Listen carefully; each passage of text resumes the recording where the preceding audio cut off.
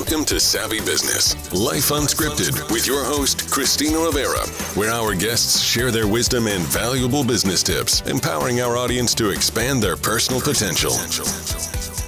Hi, Leslie Urbas. Welcome to Savvy Broadcasting, Life Unscripted. How are you today? I am fabulous. How are you?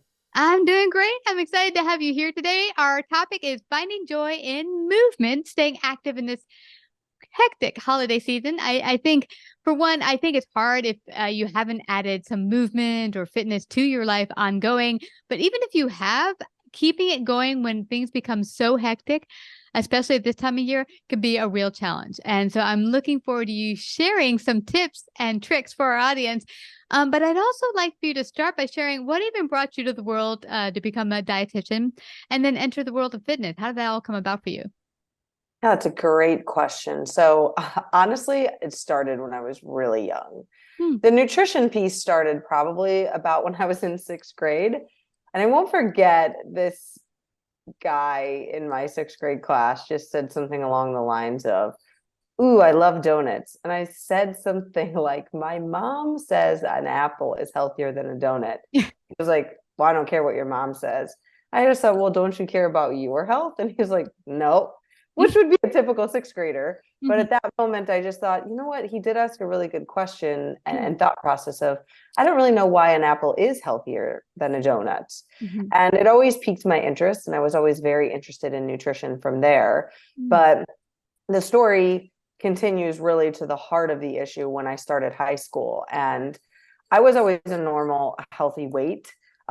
Even before I entered high school, I was a normal, healthy weight. But my freshman year of high school, I wasn't skinny. I'm saying that with air quotes because I was healthy. I wasn't skinny. And within my first week of high school, my high school softball coach told me I would never play varsity softball because I was too fat to play.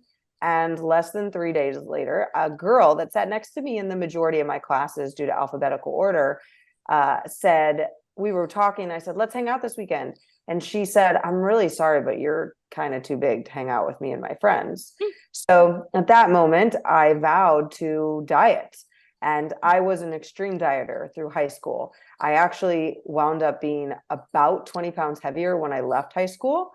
And I was in the overweight category. So when everybody talks about how they wish they could go back to high school and being younger, that story doesn't resonate with me. I struggled and gained. And no matter what I did, I was always gaining and bigger because of my attachment to food, the issues I wasn't dealing with. And then I think probably my sophomore year. So my freshman year was just spent diet cycling. You name the diet, I tried it from I guess it was 2000s at that point. In 2000s, early 2000s, whatever diet was popular, I tried it. And I didn't get any results. I mean, what 15-year-old should? Eat food, play, enjoy your life, you're 15, but it wasn't what went through my head. So at 16, I started to bear down. I was still playing softball and doing some other sports, but I wasn't as active because they weren't playing me as often because I wasn't good enough. So at 16, I think right before my 16th birthday, I said to my mom, "I'm going to start waking up early in the morning to work out. Do you want to do that with me?" And at 16 years old, I started waking up at 5 a.m. in the morning, and I haven't stopped since. So, yeah, that's how I got here. Yeah. Wow. Apologies for that. Yeah. That's so amazing. And it's interesting. I was a kid or a teenager in the 80s. And at that time, it was kind of looked upon. If you weren't an actual twig, then you were chunky. And I'm like, no. And then even my friend who was a dancer, she looked, like you say, healthy. She wasn't fat. She didn't have all this, hanging whatever, but they considered her fat. And so it's interesting that it has body image change and what's idea of skinny or good looking has changed. But it's interesting because now some women, even when they start to gain strength or muscle, and not like huge amounts, like not like Arnold Schwarzenegger muscle, they're, "Oh, I'm getting fat." It's like, no, that's healthy. And so it's kind of switching that narrative, that cultural narrative that we've been fed, and switching it for what does healthy really look like? 100%. Yeah. So when you finally got a handle on it, what did you add new fitness? What fitness did you add, and what did it look for you adding it to your life? Yeah, I'd love to say it got better before it got worse, but it got worse. So, right, I had to go through high school and be that way and step into the role as a dietitian. And when I was in my freshman year of college, I thought, well, I can't be overweight and go be a dietitian. Who's going to listen to me? Like, nobody's going to listen to me. So I wasn't in any nutrition classes, as most college students, your first year is just general studies, right? You don't even step into what you're going to do yet. And I was just in general studies. And I remember I actually had a boy that was interested in me at that time, and we started dating. And so it all kind of came together. And like, well, I got to lose this weight. You know, our weights are too close. Is what I thought in my mind. Our weights are too close for me to be comfortable. So I did what other girls may have experienced, where I just didn't eat. I was away at college, kind of, and nobody was really paying attention to me. I was brand new. I didn't really have that many friends. So it was like October of the freshman year. So I went to 2 to 3 a day workouts. I completely abused exercise. Excessive exercise disorder is what they call it. And also ate very limitedly. I mean, the amount of food that you could know that I was eating while I was doing this was crazy. And I lost 10 pounds really rapidly. But my cousin and I still worked together at the place that I worked at, because I didn't go too far away from home for school. So I stayed working there. And she noticed. She noticed come, I guess maybe the eating disorder actually started on the day after Thanksgiving. So I contemplated it all of October. So it was actually November of school that I started my eating disorder. Because I remember on Thanksgiving being so uncomfortable that on the day after Thanksgiving, I just decided to go hog wild. And before Christmas, she had figured it out and talked to my mom about it. When my mom confronted me, like, hey, Carrie's telling me you're not eating. I was just like, she's full of it. And at that moment, I was like, okay, click off, because I'm not going to any of these schools. This is not me. I'm not having my cousin dictate my life, etc. So I shut it down, which is almost impossible when you think about being on it for almost a month. But to me, that's always how life has kind of been, was I was able to turn it off or turn it on. And at that moment, I turned it off and I started eating a little bit better. But I was just like everybody else, 1,200 calories, work out, make sure you're there, do the crazy things until I really learned more. So it got a little worse through my freshman year, but sophomore year, I really reined it in and learned so much about nutrition that it became more important to me to learn how to eat well for myself. And that's really when it started to click. Exercise kind of took a little bit longer for me to pick up, because I didn't become a personal trainer until, well, probably, I don't know, maybe 10 years later from that moment. And that's when exercise started to become more healthier for me as well. So I probably maintained a little bit of the exercise disorder for a little while, but that wasn't something that people clinically diagnosed until about the 2010 era. So yeah, I recall that. And you know, it's cool that we go here, because I've done the exact same thing where I never see myself as a gym buff or anything, but I made it part of my schedule every day, go on that treadmill or elliptical machine for 40 minutes, eat 1,200 calories. That's it. And I was never losing weight. In fact, as I got older, I was gaining weight. So I'd love for you to share with our audience, like, why does that happen? You're like, I should be losing weight. How am I eating less and less? And I'm not losing weight, but I'm gaining weight. It doesn't make sense. And then I've seen other people who, when they exercise properly and eat properly for the exercise they're doing, they can actually eat more and they lose weight. It smells like a brain spank. yeah, it's totally, completely. So the 1,200 calorie thing really doesn't work for the majority of the world. The 1,200 calorie diet, which was designed for the mass amount of people, was just like you said in the 1980s when it was popular, because skinny was what you had to be. In order for a very frail person to lose weight, not that they would ever have to, 1,200 calories is probably what they're going to need based on recommendations from back then. So that's why that diet became very popular and why we all had to attempt and try it, because that was something that was pushed, just like Atkins or keto or any of the ones that are out there right now. And the truth is, very much like you're saying, I see these people go to the gym and then they start eating properly. every single one of us is unique. We hear that all the time. Some of us don't believe it, but we are. So why, if our brains are unique and our bodies are unique, would our second brain, aka our gut, not be unique? So I really focus on the thought process that if it is not customized or catered to you, you will not succeed. So for these gym people, a majority of them use macros and macro counters. And I always tell people, even that is not really personalized. If you can go to a computer system and plug and chug numbers, other people with your same numbers get the same result. You actually have an internal guide that is there for you to tell you what to eat, when to eat it, how to eat it. And that is part of it. So it's those gym people typically get the results even when using macros, because they have a very limited playlist of these are the foods I accept, these foods are bad. And when they're in this, I'm going to be buff and gym rat mode, they have that willpower to say this, not that. But as that comes down in their life, they get into that, I can't say no to these bad foods anymore. So you see them trend upwards as well. And that's when they have to either get more restrictive or they have to fix the metabolic problem, which people don't realize, but the diets we do in our teens, 20s, 30s, 40s destroy our metabolism by the time we're 50. And our hormones as well, right?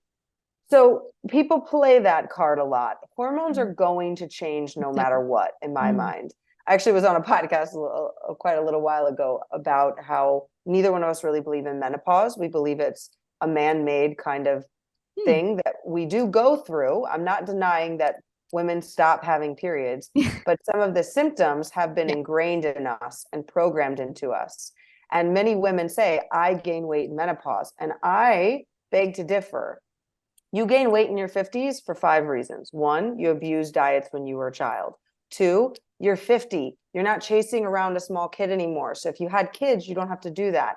You're 50, so you're probably more secure in your job. So you're not the one running around like crazy trying to keep your job or earn the next rank. You're like, I'm good. Let's skate through. Let's retire, right? The 4th thing, if you are in a secure relationship, there's less of a desire to feel like you have to play a certain part. You're secure, you're happy, you're healthy. And the 5th reason is all of those things put together. Yes, there's some hormonal changes, but if hormones caused everybody to be fat, we would know no one in their 50s, 60s, 70s, 80s that is skinny. And that's not true. Or just healthy and in good weight. Yeah. Exactly. Because they don't play into those. So it's the stories in the background that we're taught a little bit as well that are playing out as we hit those ages. Hi, everyone. I have a quick announcement. Christina of SavvyBroadcasting.com. As everyone might be aware who listens into the show, my second book just hit the stands this July, My Crazy Roommates, and each of the chapters has an illustration of an owl character that captures the essence of each chapter. Well, just before the book signing of my book, My Crazy Roommates, I had printed one of the owl characters on bookmarks, and they were such a hit that I ended up putting one on a mug, and friends and family and readers loved them so much that we decided to put together a shop with these whimsical owl characters, not only on Etsy, but in our very own website, SavvyBroadcasting.com. So for that and many other wonderful evergreen gifts that we'll continue to put up, as well as characters to come up for our future books, go to SavvyBroadcasting.com or crazynestcreations.etsy.com and get your very own gift today. You know, I like that you mentioned that, Leslie, because I started 2 years ago in my 50s for the first time really taking fitness serious, not just going on the treadmill and the elliptical. For years, the trainers would walk the floor and say, come on, you got to do a little weightlifting. I'm like, no, I don't do weightlifting. Bleh. And they're like, no, if you build muscle, it will build your metabolism. You'll be able to lose more weight. I'm like, yeah, sure. And lo and behold, I hired one of those trainers eventually, and he was right. I actually lost 50 pounds. That's amazing. From years of bouncing around, doing a whole bunch of cardio and not really having results, and also helping me with my diet and my nutrition, which is a very critical portion. So I'd like to go to the part of, now we're in the holiday season. Everyone, including myself, is kind of falling off that proverbial wagon with their diet, nutrition, because, hey, there's a whole bunch of yummy, maybe not so healthy foods this time of year. How do we just stay on track or keep maybe as healthy as we possibly can this time of year, also including our fitness as well? Yeah. So one of the big keys, and I tell this to people, whether it's the holiday season or not, is that we really have to come from the angle of giving yourself grace. Mm-hmm. So if you can make skipping a gym session or eating a cookie be as simple as, really the promises you break to yourself, because the majority of us are only breaking promises to ourselves the majority of the time. Mm-hmm. So if you can make it as easy as like, oh, I spilt milk on the ground, I guess I need to clean that up. And not make it like, I can't believe I didn't go to the gym. I can't believe I ate that cookie. Now I'm going to gain 50 pounds. I better rein it in. I'm only eating salads tomorrow. If we can make that less, your results won't fade through this. So my number one tip to anybody is give yourself grace. The second thing is with getting to the gym, I always say don't plan. If you know that the gym is something that's tight already, plan to be active within your home. It's possible whether or not you have weights or have anything around you, you can be very active in your home. YouTube has a million different exercise channels. One of the ones I always love to promote is Fitness Blender. I feel like those people do a great job. And if you are highly bored, they have ones for people that are highly bored, so you never repeat it. You get a 20-minute workout and you need no space bigger than like your desk. Mm-hmm. So if you have enough room like that or can push the coffee table out of the way, you can make it happen and pay nothing and allow that. Or a lot of people think I need 30 minutes in a row. And research actually shows that if you do 10 minutes 3 times a day or 15 minutes a couple of times a week, you're going to get the benefit as well. So maybe it means today you take a walk, a brisk walk, like we do it with the family, or a lot of times over the holidays, we would take walks after dinner to see the lights around the neighborhood and things along that nature. So really thinking outside the box instead of I have to go to the gym. Yeah. And then the last thing I really teach people is watch your words around this is good, this is bad. Mm-hmm. Because food is not good or bad. It's just calories, protein, carbs, and fat. It all does the same thing. Once it passes your throat, you have no idea where it is. And your body only sees carbs, proteins, fat, and calories. It doesn't say, ooh, this carb came from pasta versus this carb came from an apple. It has no idea. It's the same thing. Sure, there's different vitamins and minerals, but it's not like people used to say, oh, I can't eat ice cream because it goes to my butt or that goes straight to my waist. Yeah, it doesn't work like that per se. Your body has no idea what you're ingesting. So giving yourself grace and coming from a different way of no good, no bad. Where can I make it work for me? And really allow yourself that. You will skate through the holidays without gaining a pound if you can make it mean less. The more you make it mean, the more pounds you'll feel like you have to lose come January 1. Boom. I like that you say that, Leslie. I heard a story from a trainer friend of mine who said that he was working with a client and she was like, oh, you wouldn't believe this. I screwed up the other day. I went out to dinner and it's the holidays and I had dessert and I know I'm supposed to be losing weight. And he's like, oh, okay. Well, tell me what happened. And she's like, well, I ordered a cake. And he's like, well, how'd you feel when you ate it? So I didn't feel too good afterward. And he's like, well, and she said, but I noticed I didn't eat the whole cake. I only had 4 bites. Well, there you go. See, you didn't, she said, normally I would have had dessert and wine and this, but I just had the cake. So he said, and he was saying just what you were saying, give yourself grace because you didn't go all out and binge and have like 10 items that aren't maybe the best for your health. You had 1 item and you had a couple bites. And that exactly makes all the difference. Yeah. And to even add to that, even if she ate the whole cake, a tip I give to a lot of my clients when they start is eat whatever you want. But here's what I want you to do. Bring your awareness to the situation.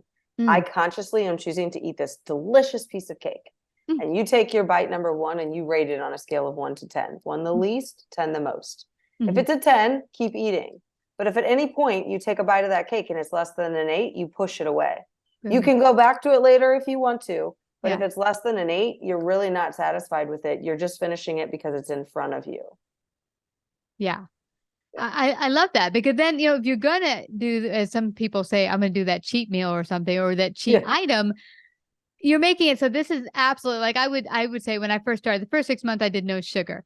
But then I said, if I'm going to do some sweet sugar cake or something, I want it to be the best darn cake. I'm going to go to the best bakery in town.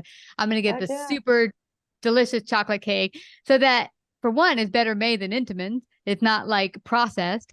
And, so you're, as you say, you're becoming more aware of what you're putting inside of you. Exactly. Yeah. And now here's something else you mentioned, Leslie, that I thought was really cool. Looking outside the box of what we consider exercise. For one, I think exercise as a kid, we called it play. I'm going to play. You skip, you dance, it was called play. It wasn't called, I have to work out. And now we've made workout like a dirty word. And where one gal said, what I say to my clients is I tell them, hey, when you vacuum your house, for 1 hour, that's 200 calories. So, you're cleaning the windows, because he had said to some of his clients, what are you doing? Because he had a tracker on, an Apple Watch, and he was like, what the hell are you doing on Saturday? Did you go to the gym for 4 hours? No, I cleaned my house. Yeah. And he said, I could tell that during your working week, when you're sitting at a desk, the only time you actually had any movement or activity is when you came to see me and we did our 1 hour of, training. After that, it was like a flat line. But during the weekend, moving and grooving, getting groceries. So if you can add more of those days where you're just moving and grooving, not necessarily having to go to the gym and do an exercise, you'll be ahead of the game. Exactly. 100%. Yeah. So tell me, do you have any, I've heard some people say they have some holiday traditions where they kind of add movement within the holidays. Like you had talked about walking. Another friend of mine said he has his whole family after Thanksgiving dinner. They all get in his garage and they have some weights and whatever, and they all weight lift together, the guys. Oh my God, that's hilarious. Isn't it so fun? Yeah, I don't know if I could do that after dinner. Maybe before. Agreed. Yeah, definitely not the weightlifting after dinner for me either. I don't feel like doing that. When we lived in the States, we used to walk every night after dinner and go see all the lights around the neighborhood. We thoroughly enjoyed doing that. Here, I mean, in Spain, it's so much easier for us. We walk basically, like I walk to and from my kids' school every day. And I mean, I don't even have a car. My husband keeps the car most days. But what we do at nighttime a lot of times is we play outside, or the beach is really close. So sometimes we'll watch the sunset on the beach and walk back. We're always walking. If we go out to dinner or anything like that, we're always doing that. But the other thing is that if anybody has young kids, like we have young kids with pent up energy, we always play the dance songs. Like there's a bunch of different types of dance songs. So we do that. And then we play with the kids in that manner, or do activities along that way. So you're being physically active without really thinking about it. But the majority of the time for us, it's always been walks to enjoy what we can see, spend time doing that kind of thing, instead of, just sitting there watching TV. Now, don't get me wrong, every once in a while, that is the solution to the problem, is we're going to sit here and rest. But the majority of the time, it's something along those lines. The only other thing that we have done, my dad and I used to run together. We do like the fun runs and stuff around the holidays. More so when I lived in Florida and it was still kind of warm, but when in St. Louis, and he's like, we could run a 5K today. I'm like, I'm not running a 5K. I can see my breath. There's ice on the ground and snow on the ground. That's not my idea. But I hear people like that. So if that's what you like, go do it. Well, I think it's cool. And you're mentioning something interesting, Leslie, adding the social with the movement can be a whole bunch of fun. I mean, my one friend said, let's find a dance class we could do together. And when I lived in New York City, we mega walked, I called it, because I love to walk and see the city scenes. So after work, we would walk for hours. And, at that time, we were adding a cupcake at the end. But hey, we walked 5-6 miles. So it's better as opposed to sitting there watching Netflix and having that cupcake, I guess. But yeah, so, adding that movement. And as you said, I think the most important advice you gave today is just becoming aware of your whole movement and what you're putting in your body. Exactly. Yeah, the first step. Well, this has been awesome. We could go on a lot more, but I don't want anyone to leave without finding out how they can work with you, find out more about you. How can they do that? Yeah, of course. So I'm Leslie Urbas on every platform, Instagram, Facebook, or LinkedIn. I also have a YouTube channel, but you can hit me up on any of those platforms, whichever one you prefer to hang out on and follow. And if you have questions, there's ways to message me. So that way you can get anything that you have burning, especially from this episode, in your brain answered. Awesome. And I did see a Facebook page for you. The Food Emotion Code. Is that available for people? Yep. That's a Facebook group as well. Yes. Awesome. Well, Leslie Urbas, I thank you again. This has been so informational, insightful, and I hope it'll give people the pump to realize it doesn't have to be all at once. You can conquer whatever fitness, health goals you want in this year and be that much healthier in 2024 or right now. You don't even have to wait for 2024. I just have to thank you again for coming to Savvy Broadcasting. Yeah, thanks for having me. You betcha. Thank you. Like, subscribe, and share this episode. To listen to more Savvy episodes and Savvy Biz Tips, go to www.lifeunscriptedradio.com. To find out about our paid sponsorship opportunities or how to become a guest, email Christina at lifeunscriptedradio.com.